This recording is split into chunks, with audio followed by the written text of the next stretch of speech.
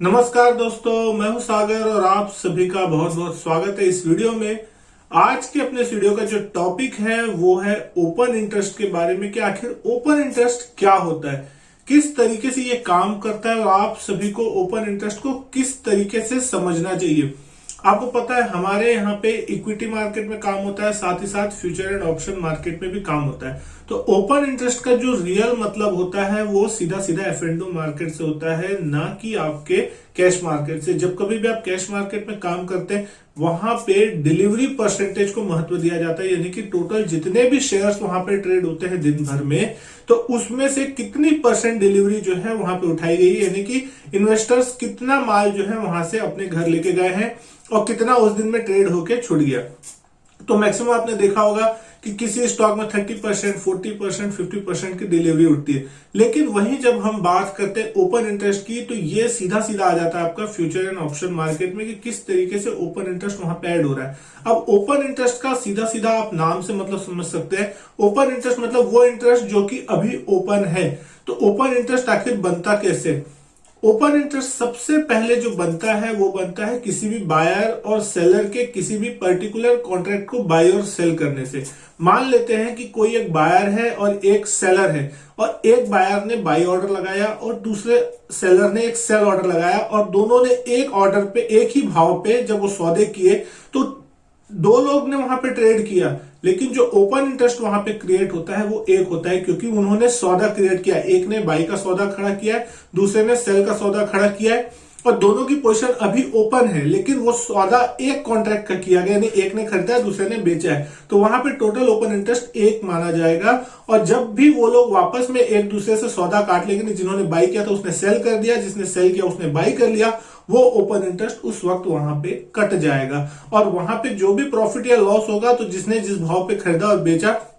उस हिसाब से उसको वहां पे प्रॉफिट और लॉस वहां पे उसका होगा, लेकिन ओपन इंटरेस्ट जो है उस तरीके से वहां पे कटेगा। लेकिन अगर हम बात करते हैं कि आखिर ओपन इंटरेस्ट के बढ़ने का क्या मतलब होता है, घटने का क्या मतलब होता है, तो ये सारी चीजें मार्केट के प्राइस पे वॉल्यूम के हिसाब से डिपेंड करती है। अब मान लेते हैं कि कभी स्टॉक मार्केट में आपने देखा कि किसी शेयर के प्राइस में अचानक से तेजी होती हुई दिखाई दे रही है, और उस कंडीशन में अगर उस वॉल्यूम के साथ वहां पे ओपन इंटरेस्ट भी बढ़ रहा है, इसका सीधा सीधा मतलब यह है कि वहां पे लॉन्ग पोजीशन क्रिएट की जा रही है, यानी कि मार्केट में भी तेजी हो रही है और ओपन इंटरेस्ट में बढ़त हो रही है, यानी कि खरीदने वालों का जो रुझान है वहां पे बहुत तेज है। खरीदने वाले लगातार माल खरीदे पड़े,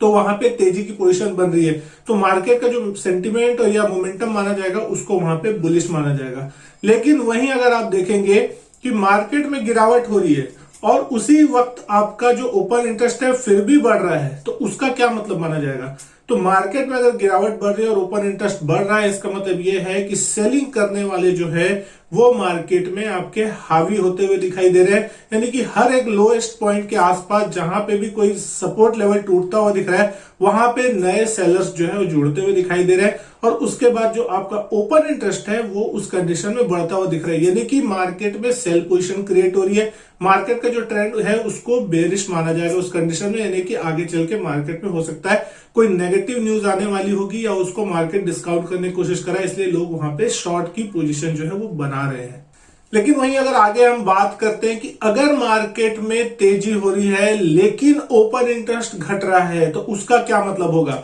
तो जब मार्केट में तेजी हो रही है लेकिन ओपन इंटरेस्ट घट रहा है, इसका मतलब यह है कि मार्केट में हो रही है शॉर्ट कवरिंग, यानी जिन्होंने शॉर्ट पोजीशन बनाई थी वो अपनी पोजीशन कम कर रहे हैं, यानी कि वहां से पोजीशन तो कट रही है लेकिन वहां पे तेजी हो रही है, तो लोग वहां पे अपना जो प्रॉफिट है जिन्होंने शॉर्ट बनाया था वो हो सक रहा है कि आपकी पोजीशन काट रहे हो अपनी, तो अपनी पोजीशन काट रहे हैं, लेकिन मार्केट में शॉर्ट कवरिंग के कारण जो है वो तेजी होती हुई दिख रही है। लेकिन जस्ट इसके अपोजिट अगर मार्केट गिर रहा है और उसके बावजूद भी ओपन इंटरेस्ट घट रहा है, तो इसका क्या मतलब माना जाए? तो मार्केट गिर रहा है और ओपन इंटरेस्ट घट रहा है, इसका मतलब ये होगा कि वहां पे लॉन्ग अनवाइंडिंग हो रही है, यानी कि जिन्होंने लॉन्ग पोजीशन बनाई थी, यानी जिन्होंने तेजी की पोजीशन बनाई थी, या तो वो अपनी पोजीशन पे प्रॉफिट बुकिंग कर रहे हैं या फिर वो अपनी लॉन्ग पोजीशन को वहां से काट रहे हैं, यानी कि छोटा मोटा अगर उनको कोई लॉस भी हो रहा है तो वो वहां से उस पोजीशन को काटना सही समझ रहे हैं। तो ये चार तरीके की चीज होती है जिसको हम यहाँ पे फ्यूचर में मानते हैं कि किस तरीके से फ्यूचर में जो है ओपन इंटरेस्ट काम करता हुआ दिखाई देता है। लेकिन ठीक इसके साथ साथ ऑप्शंस में भी दोस्तों ओपन इंटरेस्ट होता है,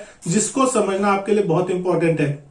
ऑप्शंस के ओपन इंटरेस्ट को किस तरीके से समझा जाता है, उसके लिए दोस्तों यहां पे आपको पता है कि ऑप्शंस की भी हर महीने एक्सपायरी होती है। आजकल वीकली एक्सपायरी भी चालू हो गई है। स्टॉक्स में जो एक्सपायरी होती है वो आपकी मंथली होती है, लेकिन अगर इंडेक्स की आप बात करेंगे तो यहाँ पे वीकली एक्सपायरी होती है। अब किसी भी एक हफ्ते में या किसी भी महीने में बाजार किस रेंज में रह सकता है, कोई भी स्टॉक या इंडेक्स जो है किस रेंज में कारोबार कर सकता है, उस हिसाब से जो ट्रेडर्स हैं वो वहां पे अपनी पोजीशन बनाते हैं। अब मान लेते हैं निफ्टी अगर अभी 14,000 के आसपास चल रहा है और आपको उम्मीद है कि पूरे महीने यहाँ पे निफ्टी जो है 13,500 से 14,500 की रेंज में रहने वाला है, तो कोई भी व्यक्ति या कोई भी जो ट्रेडर होगा वो किस तरीके की पोजीशन बनाना चाहेगा, तो वो 14,500 से लेकर 13,500 के बीच में कोई भी पोजीशन बनाने की कोशिश करेगा, जहां पे उसके पैसे भी उसको मिलते हुए दिखाई दे और सुरक्षित भी रहे। लेकिन हमने यहाँ पे बात की टोटल ओपन इंटरेस्ट की, तो कोई भी ओपन इंटरेस्ट बाइंग और सेलिंग दोनों से मिलकर बनता है। यानी कि किसी भी लेवल पे अगर कोई ओपन इंटरेस्ट बना है, यानी कि मान लेते कोई स्ट्राइक प्राइस है 14,000 पे, 14,000 की स्ट्राइक प्राइस लेते हैं, जहां पे आपका ओपन इंटरेस्ट है लगभग 30 लाख शेयरों का। एग्जांपल के लिए मैं आपको बता रहा हूं, तो 30 लाख शेयरों का ओपन इंटरेस्ट वहां पे बना हुआ है निफ्टी के इंडेक्स में, तो उसका मतलब क्या होगा, मतलब ये होगा कि 30 लाख शेयर्स वहां पे किसी ट्रेडर के द्वारा बाई किए गए हैं और उतने ही 30 लाख शेयर जो है वहां पे सेलर्स के द्वारा सेल भी किए गए। तो वहां पे किसको ज्यादा महत्व दिया जाना चाहिए, तो दोस्तों आपको पता है कि जब कभी भी आप ऑप्शन बाइंग करते हैं तो आपको सिर्फ और सिर्फ एक छोटी सी प्रीमियम देनी पड़ती है, लेकिन जब कभी भी आप कोई ऑप्शन सेल करते हैं तो आपको वहां पे पूरी की पूरी निफ्टी के बराबर की मार्जिन देनी पड़ती है शॉर्ट करने की। यानी कि जिस व्यक्ति ने वो प्रीमियम खरीदी है उसका मैक्सिमम लॉस वहां पे डिफाइन है, यानी कि जितनी उसने प्रीमियम दी वो ही उसका मैक्सिमम लॉस है। मान लेते हैं अगर वहां पे 200 रुपए की प्रीमियम उस व्यक्ति ने दी है ऑप्शन बायर ने, तो 200 रुपए से ज्यादा वो वहां पे लूज नहीं कर सकता। लेकिन वहीं पे अगर हम बात करते हैं ऑप्शन सेलर की, जिसने वो प्रीमियम कमाने के लिए 200 रुपए कमाने के लिए 200 रुपए में जो ऑप्शन की प्रीमियम है उसको शॉर्ट किया है, तो उसने वहां पे कम से कम 1.25 लाख से 1.5 लाख रुपए की जो मार्जिन है वो वहां पे भर के रखी है। तो डेफिनेटली वो वहां पे रिस्क ले रहा है, यानी कि अगर पोजीशन उसके अगेंस्ट गई तो उसके जेब से सारे पैसे जाएंगे और ऑप्शन बायर के जेब में वो पैसे आने वाले हैं। तो उस कंडीशन में अगर ऑप्शन सेलर रिस्क ले रहा है तो डेफिनेटली वो कुछ सोच रहा होगा। तो हमेशा ऑप्शन सेलर को ज्यादा महत्व दिया जाता है ऑप्शन ट्रेडिंग में। हालांकि ऐसा नहीं कि ऑप्शन बायर का कोई महत्व नहीं होता, एक लिमिट के बाद ऑप्शन बायर के पैसे बनने चालू होते हैं तो ऑप्शन सेलर के जेब से पैसे निकलने चालू होते हैं। उस कंडीशन में ऑप्शन सेलर के लिए पैनिक सिचुएशन बहुत हो जाती है, तो वो सारी चीज भी वहां पे आपको ध्यान देने वाली है। जब कभी भी आप ऑप्शन चेन के डेटा देखेंगे तो आपको पता चलेगा कि हर दिन ऑप्शंस में कुछ ना कुछ जो राइटिंग है या नई एडिशन है ओपन इंटरेस्ट में वो देखने को मिलती है। और ओपन इंटरेस्ट जब कभी भी ऑप्शन में आपको देखने को मिलता है, जैसे कि मान लीजिए पुट में कोई ओपन इंटरेस्ट किसी स्ट्राइक प्राइस पे बढ़ता हुआ दिखाई दिया, इसका मतलब आपको ये समझने का मतलब है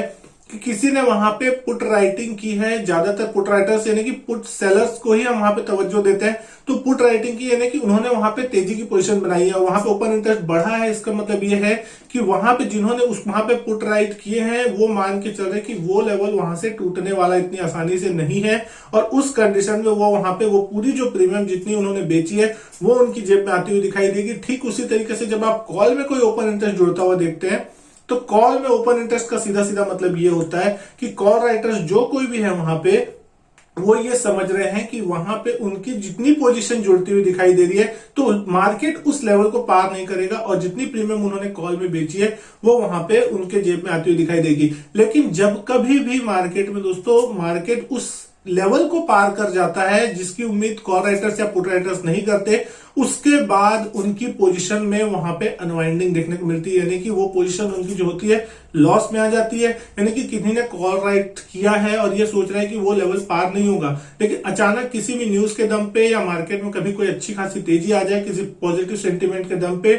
और वो कॉल का जिस स्ट्राइक प्राइस का उन्होंने कॉल शॉर्ट किया है वो लेवल अगर पार हो जाता है तो डेफिनेटली उसके प्रीमियम में भी बढ़त होने लगती है। और उस कंडीशन में जिस भाव पे सामने वाले कॉल राइटर्स ने प्रीमियम बेचा अगर पार हो जाता है उसका भाव वहां से, मान लीजिए अगर किसी ने 100 रुपए में कोई कॉल बेचा है और उसका कॉल का भाव ही 150 रुपए हो गया अचानक से, तो उस कंडीशन में वहां पे उसको या तो वो पोजीशन काटनी पड़ेगी, यानी कि वो पोजीशन वो वहां पे बाई करने लगता है। तो उस कंडीशन में जो ओपन इंटरेस्ट है वहां से घटने लगता है और मार्केट अपसाइड या डाउन साइड की तरफ जो है आपका मूव करता है। जाता है, चाहे वो किसी भी साइड हो, पुट में हो चाहे कॉल में हो। जब कोई भी लेवल कटता है तो उसके बाद वहां पे आपको अनवाइंडिंग डेफिनेटली देखने को मिलती है। तो दोस्तों ओपन इंटरेस्ट जो होता है स्टॉक मार्केट में बहुत इंपॉर्टेंट होता है। खासकर ये आपको ये बताता है कि मार्केट में ट्रेडर्स का, इन्वेस्टर्स का जो रुझान है बाजार को किस दिशा में ले जाने का है, क्या वो तेजी की तरफ बैट कर रहे हैं या फिर मंदी की तरफ बैट कर रहे हैं। तो एफ&ओ में खासकर ओपन इंटरेस्ट का बहुत ज्यादा महत्व होता है। अगर आप एफ&ओ में काम करते हैं तो डेफिनेटली आपको एफ&ओ में ओपन इंटरेस्ट की तरफ बहुत ध्यान देना चाहिए।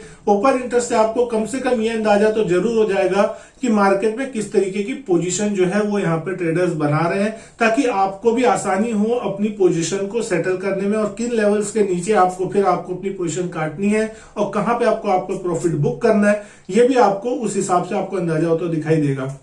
ज्यादातर जो ट्रेडर इन्वेस्टर होते हैं किसी भी न्यूज के आने से पहले वहां पे पोजीशन बनाते हैं। जैसे कि मान लीजिए कोई क्वार्टरली नतीजे आने वाले हैं जहां उनको उम्मीद है कि अच्छे नतीजे आने वाले हैं, या कोई बड़ा इंसिडेंट होने वाला है, कोई ओकेशन आने वाला है जिससे पहले पॉजिटिव या नेगेटिव सेंटीमेंट मान के मार्केट चल रहा है, तो उस कंडीशन से पहले ट्रेडर इन्वेस्टर्स जो भी है वो वहां पे पोजीशन पहले बना लेते हैं और जब वो ओकेशन हो जाती है तो वहां पे आपको प्रॉफिट बुकिंग देखने को मिलती है। तो दोस्तों उम्मीद करता हूं वीडियो जो है आपको पसंद आई होगी, समझ आ गया होगा कॉन्सेप्ट किस तरीके से ओपन इंटरेस्ट जो है स्टॉक मार्केट में काम करता है। तो अगर वीडियो अच्छी लगी तो वीडियो लाइक कीजिएगा, शेयर कीजिएगा दोस्तों के साथ। चैनल सब्सक्राइब नहीं किया तो चैनल को सब्सक्राइब जरूर करें। मैं आपसे मिलता हूं अपने नेक्स्ट वीडियो में, तब तक के लिए good bye and thank you.